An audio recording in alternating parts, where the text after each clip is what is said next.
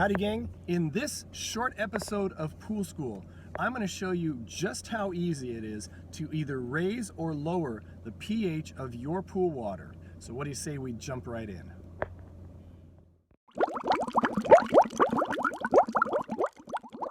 Alrighty, before I go any further, I want to thank you again for watching and remind you to like this video if you do, and please subscribe to this channel if you have not done so, and share this channel with your friends who own their own pools.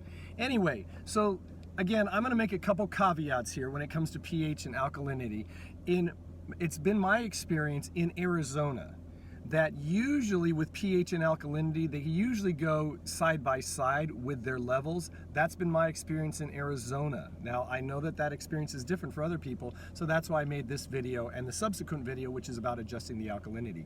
So in Arizona, though, again, if the pH is high, the alkalinity is usually high, and conversely, if it's low, the alkalinity is usually low. So that's been my experience, but a lot of people have asked me, well, how do I adjust the pH without affecting the alkalinity much? Because sometimes they're skewed, okay? So that's what this video is about. So let's say you've already tested your pool water, and again, if you haven't seen my video on testing your pool water, please watch that. I'll put a link in the description below this video so you can watch it. But you've tested your pool water and you've found that your pH level is high, okay? So again, your pH level has been found to be high based on your test. In order to lower that without impacting the alkalinity too much, what I would suggest you use is liquid muriatic acid, okay? Liquid muriatic acid. That tends to bring the pH down faster and affect the alkalinity less. So it's not going to bring the alkalinity down as fast. So that's actually very beneficial if you're just trying to adjust the pH down. I suggest you only add a quart at a time, or at the most a half a gallon at a time, and that is based on a 12,000 gallon play pool. If you have a small above ground pool, I wouldn't add more than a quart at a time. And as always, run your equipment, okay? Run your pump so that it's running. And then just after a couple hours, test your water, see what the level is. Is the pH is still a little high? Add another quart and repeat the process, okay? So that's if your pH is high and you want to bring it down. If your pH is found to be low, I suggest using a chemical or product called soda ash. Soda ash basically neutralizes acid, and I would use just a standard pool, like they have a dry measuring cup that I use, and you've seen it in my other videos.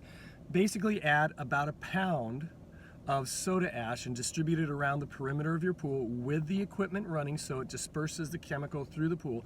It will get cloudy, but that cloudiness will disperse and clear up within an hour or two. So don't worry about it.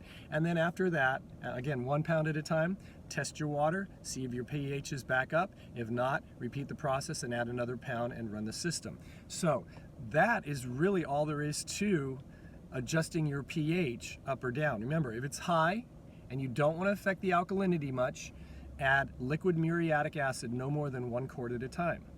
If it's low, then you're going to add soda ash so that you don't affect the alkalinity as much, and that will bring it back up. And remember, no more than 1 pound at a time. And always remember to run your equipment while you're doing it so it can help disperse the chemicals throughout the pool quicker.